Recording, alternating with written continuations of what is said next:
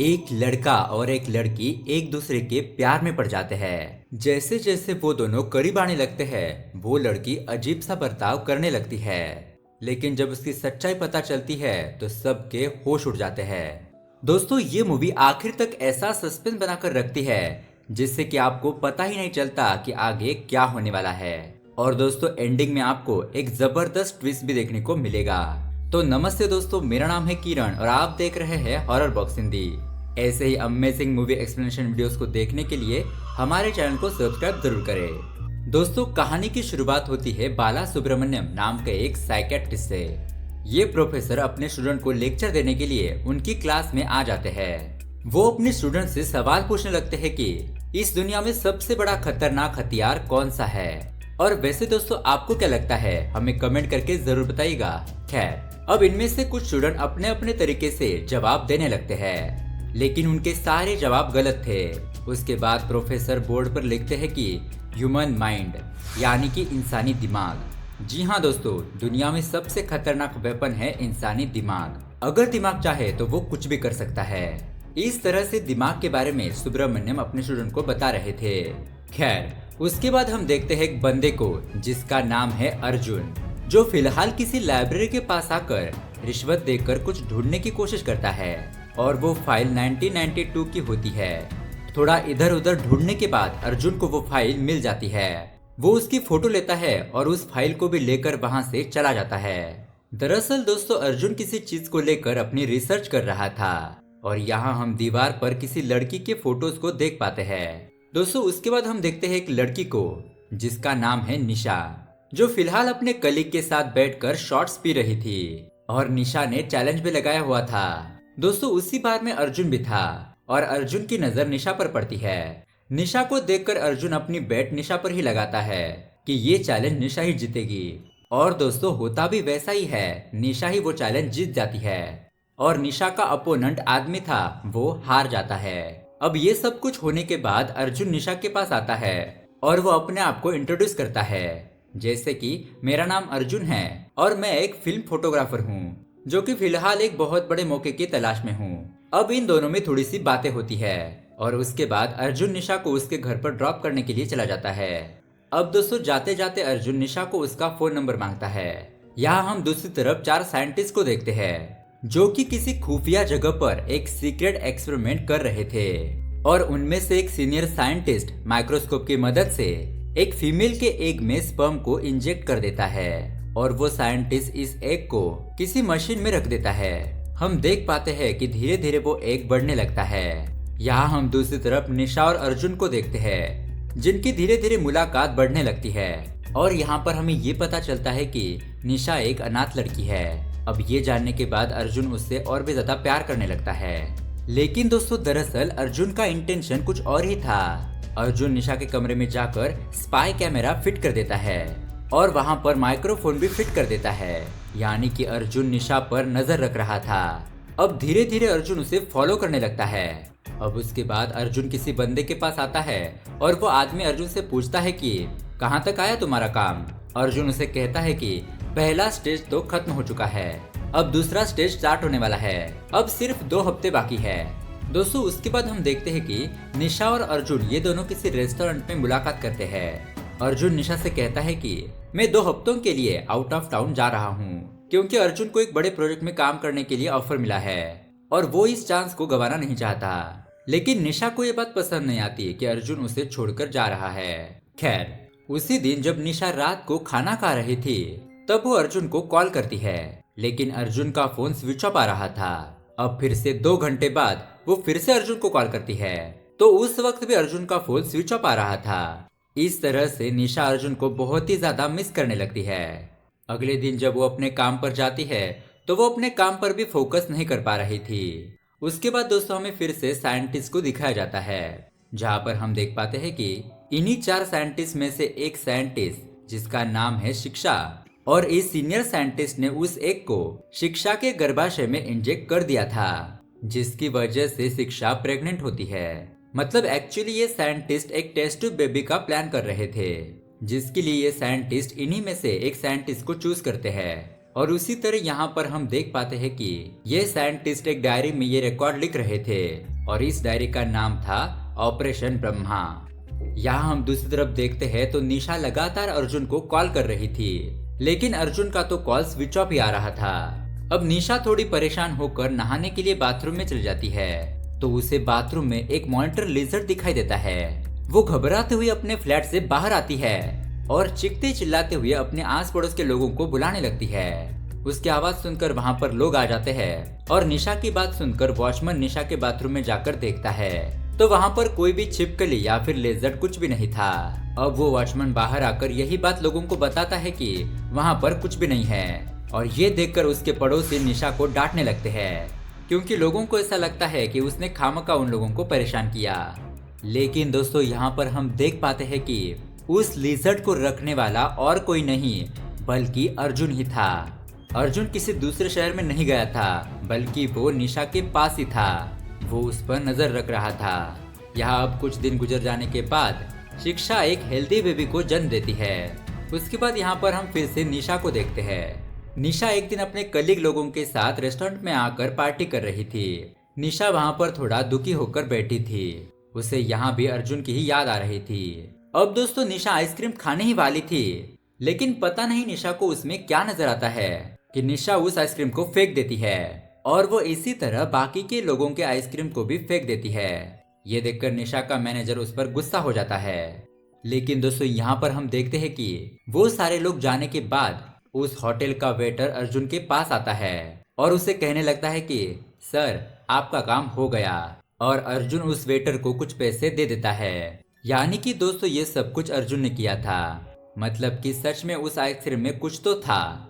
अब दोस्तों अगले दिन निशा और उसकी फ्रेंड श्वेता ये दोनों किसी शॉपिंग मॉल में जाते हैं और तभी वहां पर एक अनजान आदमी निशा के पास से गुजरते हुए उसके हाथ में कॉन्डम रख देता है और वो वहां से भागने लगता है। निशा और उसकी फ्रेंड ये देखकर उस बंदे को रोकने लगती है और देखते ही देखते वहां पर बहुत सारी पब्लिक इकट्ठा हो जाती है। निशा अब फोन करने के लिए अपने पर्स में हाथ डालती है, लेकिन उसे अपने बैग में काफी सारे कॉन्डम मिलते हैं। अब ये नजारा देखकर वहां की पब्लिक और खुद निशा भी शॉक हो जाती है।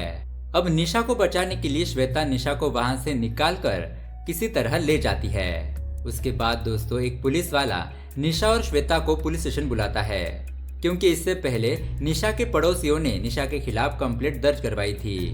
अब पुलिस वाला निशा को वार्निंग देता है कि अगली बार ऐसी गलती नहीं होनी चाहिए। तुम एक लड़की हो इसीलिए मैं तुम्हें छोड़ रहा हूँ, नहीं तो अब तक तुम जेल में थी। यहाँ दूसरी तरफ हम साइंटिस्ट लोगों को देखते हैं। वो लोग उस बच्ची को पाल पोस कर बड़ा करते हैं। वो बच्ची भी बहुत ज्यादा हेल्दी नजर आ रही थी। अब वो सीनियर डॉक्टर उस बच्ची पर छोटा सा एक्सपेरिमेंट करता है और दोस्तों इस डॉक्टर का चेहरा याद रखना। खैर अब उस एक्सपेरिमेंट की रिपोर्ट आ जाती है और उस रिपोर्ट को देखकर वो सीनियर साइंटिस्ट बहुत ही ज्यादा खुश हो जाता है और उसी रात दो साइंटिस्ट एक मेल और एक फीमेल उस बच्ची को लेकर बैलगाड़ी से कहीं पर जाने लगते हैं। यहाँ दूसरी तरफ अर्जुन ठीक 2 हफ्ते बाद निशा को कॉल करता है और निशा से कहता है कि निशा मुझे माफ कर दो, मैंने तुम्हें इतने दिन कॉल नहीं किया।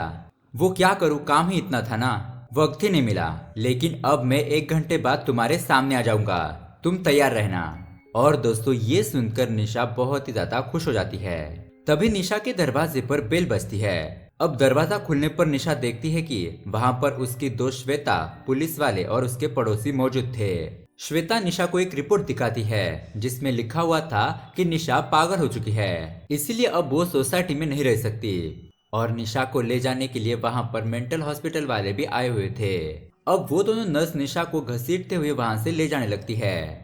निशा उन्हें कह रही थी कि मैं पागल नहीं हूँ, मुझे छोड़ दो, लेकिन फिर भी वो सब लोग उसे गाड़ी में डाल देते हैं। तभी हम देखते हैं कि वहाँ से अर्जुन जा रहा था, लेकिन उसे निशा की आवाज सुनाई नहीं देती।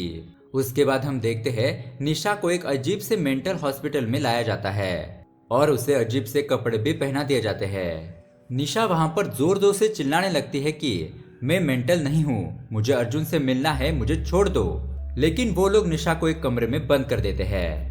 अब अगले दिन वो निशा को एक दूसरे वार्ड में शिफ्ट कर देते हैं जहाँ पर और भी ज्यादा खतरनाक पागल लोगों को रखा गया था। उसी रात निशा देखती है कि वहाँ पर 2 कंपाउंडर आकर एक दूसरी लड़की को बेहोश कर देते हैं और वो लोग उसके साथ गलत काम करने लगते हैं। अब ये देखकर निशा बहुत ज्यादा घबरा जाती है।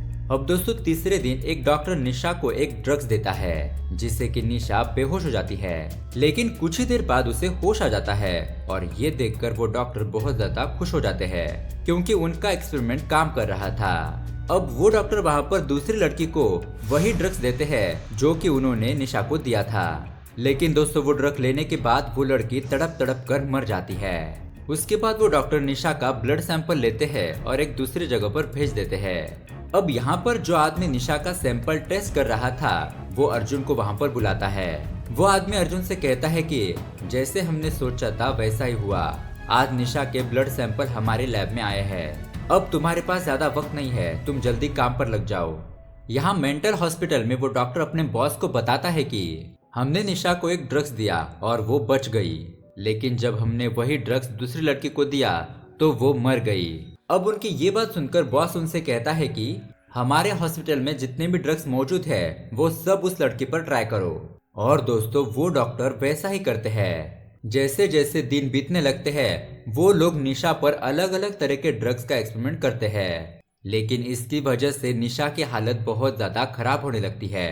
कभी उसका सर दर्द करने लगता है तो कभी उसके पेट में दर्द होने लगता है और कभी कभी वो बेहोश होकर गिर जाती है। अब इतने ज्यादा ड्रग्स लेने की वजह से वो बहुत ज्यादा कमजोर हो जाती है। दोस्तों उसके बाद हम देखते हैं कि एक दिन निशा की देखरेख करने के लिए एक सिक्योरिटी गार्ड वहां पर तैनात किया जाता है और उसका नाम है गोपाल, और वो निशा का अच्छे तरह से ख्याल रख रहा था। अब बहुत दिनों के बाद निशा को नहाने के लिए पानी दिया जाता है और फिर से उसे उसी रूम में डाल दिया जाता है। इस दरमियान गोपाल निशा से कुछ भी बात नहीं करता, इसीलिए अब निशा एक चाल चलती है और वो गोपाल को सेड्यूस करने लगती है ताकि उसे यहाँ से बाहर निकलने का कोई रास्ता मिल सके।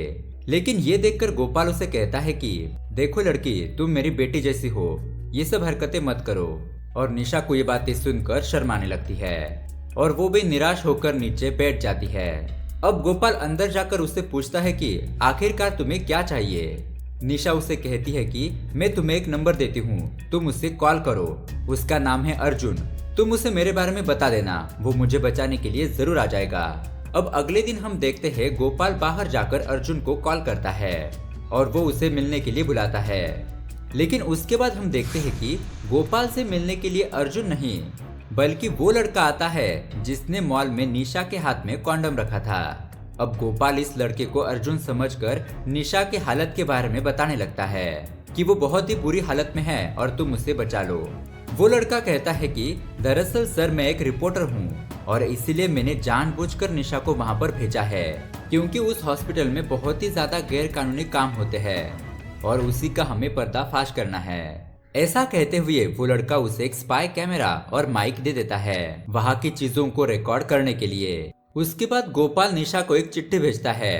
उस चिट्ठी में अर्जुन ने लिखा था कि निशा तुम फिक्र मत करो, जैसा गोपाल कह रहा है वैसा ही करो, मैं तुम्हें फौरन वहाँ से ले जाऊंगा। अब मेंटल हॉस्पिटल में पावर ऑफ हो जाने के बाद गोपाल निशा से मिलता है और वो उसे बताता है कि अर्जुन ने मुझे माइक और स्पाई कैमरा भी दिया है, मैं यहाँ पर जो भी गलत काम हो रहा है उसे रिकॉर्ड करके कल 7 बजे तुम्हें दे दूंगा, उसके बाद तुम यहाँ से निकल जाना। अब दोस्तों दूसरे दिन जब अस्पताल में पावर ऑफ हो जाता है तो गोपाल निशा को लेकर ले जाने लगता है।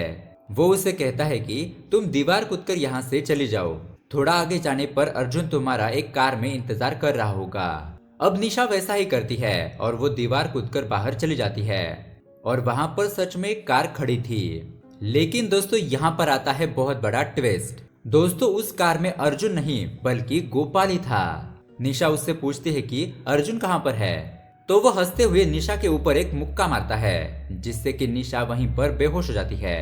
उसके बाद जब निशा की आंख खुलती है तो वो एक दूसरे ही जगह पर थी। वहां पर भी कुछ लोग बेहोश हालत में थे और वहां पर कुछ ऑर्गन्स भी रखे हुए थे और वहां पर उस लड़के को बांध कर रखा गया था जिस लड़के ने निशा के हाथ में कॉन्डम रखा था। और दोस्तों यहाँ पर हमें पता चलता है कि दरअसल गोपाल का असली नाम रवि वर्मा है। रवि वर्मा निशा को बताता है कि उस दिन वो उस लड़की को मेडिकल कैंप ले गए थे और दोस्तों वो लड़की और कोई नहीं बल्कि निशा ही थी जिसे एक्सपेरिमेंट करके टेस्ट ट्यूब बेबी के द्वारा जन्म दिया गया था। और दोस्तों उस मेडिकल कैंप को कंडक्ट करने वाला और कोई नहीं बल्कि रवि वर्मा ही था। वो निशा पर एक ड्रग्स को इंजेक्ट करता है और निशा पर उस ड्रग्स का कोई भी असर नहीं होता, क्योंकि निशा के अंदर आम इंसानों की बजाय ज्यादा इम्यूनिटी पावर थी। अब ये सोचकर रवि वर्मा उस ड्रग्स को मार्केट में लॉन्च कर देता है, लेकिन दोस्तों उसकी वजह से काफी सारे लोगों की मौत हो जाती है। इसीलिए कुछ ही दिनों बाद रवि वर्मा की कंपनी को बंद किया जाता है और उसे जेल भिजवा दिया जाता है। जेल से बाहर आ जाने के बाद रवि वर्मा उन सारे साइंटिस्ट को ढूंढता है जो उसके साथ एक्सपेरिमेंट में काम कर रहे थे, और वो उन्हें एक एक करके मारने लगता है, लेकिन उसमें निशा बच जाती है। और दोस्तों यहाँ पर आता है एक और बहुत बड़ा ट्विस्ट। रवि वर्मा की सारी बातें सुनकर निशा जोर जोर से हंसने लगती है। वो उसे कहती है कि मुझे तुम्हारे बारे में पहले से ही पता था, और निशा यहाँ पर अपने बारे में बताने लगती है। एक दिन अर्जुन निशा को एक सुनसान जगह पर ले जाता है, जहाँ पर वो उसे बताता है कि वो कोई फोटोग्राफर नहीं है बल्कि वो एक रिपोर्टर है, और अर्जुन के पास उस मेंटल हॉस्पिटल का पर्दाफाश करने का प्रोजेक्ट आ चुका है। अर्जुन की टीम को पता था कि उस अस्पताल का मालिक रवि वर्मा है, और अब वो ये सोच रहे थे कि उस अस्पताल की सच्चाई कैसे बाहर लाई जा सकती है। तभी एक पुलिस वाला अर्जुन को कॉल करके एक जली हुई डायरी के बारे में बताता है, जिसका नाम था ऑपरेशन ब्रह्मा। और उस डायरी को पढ़कर अर्जुन को ये बात पता चलती है कि 1992 में 4 साइंटिस्ट ने मिलकर एक एक्सपेरिमेंट किया और एक बच्चे को जन्म दिया, और उस बच्चे का इम्यूनिटी पावर बहुत ही ज्यादा पावरफुल था, और वो बच्ची और कोई नहीं बल्कि निशा ही थी। लेकिन एक बॉम्ब ब्लास्ट में उन सारे साइंटिस्ट की जान चली गई, लेकिन उसमें बच गई तो सिर्फ निशा। उसके बाद निशा को अनाथ आश्रम भेज दिया गया। और दोस्तों जिस दिन निशा बार में बैठी थी तो उस दिन उसने 12 शॉट्स पिए थे। ये देखकर अर्जुन समझ जाता है कि ये कोई आम लड़की नहीं बल्कि एक्सपेरिमेंट की गई लड़की है। और अर्जुन को ये बात पता चलती है कि निशा के शरीर पर किसी भी ड्रग्स का कोई भी असर नहीं होता, इसलिए उसने निशा को मेंटल हॉस्पिटल में भेजा ताकि उसके जरिए उस हॉस्पिटल का पर्दाफाश किया जा सके। और दोस्तों मूवी के स्टार्टिंग में जो सुब्रमण्यम लेक्चर दे रहा था वहाँ पर अर्जुन भी मौजूद था। अर्जुन उसके बाद सुब्रमण्यम से मिलता है और ऑपरेशन ब्रह्मा के बारे में पूछता है। और दोस्तों यहाँ पर उसे पता चलता है कि उस ऑपरेशन में स्पर्म डोनर करने वाला और कोई नहीं बल्कि सुब्रमण्यम ही था, और उसकी वाइफ का नाम था साइंटिस्ट शिक्षा, जिसके ऊपर यह एक्सपेरिमेंट किया गया था। यानी कि दोस्तों निशा सुब्रमण्यम की ही बेटी थी। और दोस्तों फिर क्या था, इन सभी लोगों ने मिलकर उस अस्पताल की सच्चाई सामने लाने के लिए ये सब कुछ नाटक किया। और दोस्तों उस दिन निशा ने खुद से ही अपने बैग में बहुत सारे कॉन्डम रखे हुए थे, और उसने लोगों को ऐसा दिखाया कि वो अब पागल हो चुकी है, और इसीलिए वो लोग उसे मेंटल हॉस्पिटल ले गए। अब निशा ये सब बातें रवि वर्मा को बता रही थी, और ये सब कुछ जानने के बाद रवि वर्मा को बहुत ज्यादा गुस्सा आ जाता है, और वो निशा पर हमला करता है और उसे मारने की कोशिश करता है। लेकिन तभी वहां पर अर्जुन आ जाता है, क्योंकि दोस्तों अर्जुन ने उस स्पाई कैमरा में एक जीपीएस ट्रैकर भी लगा दिया था, जिसकी मदद से अर्जुन वहां पर पहुंच जाता है। उसके बाद हम देखते हैं कि जज फैसला करते हैं कि अब इस अस्पताल को गवर्नमेंट हैंडल करेगी, और रवि वर्मा को बहुत ही कड़ी से कड़ी सजा सुनाई जाती है।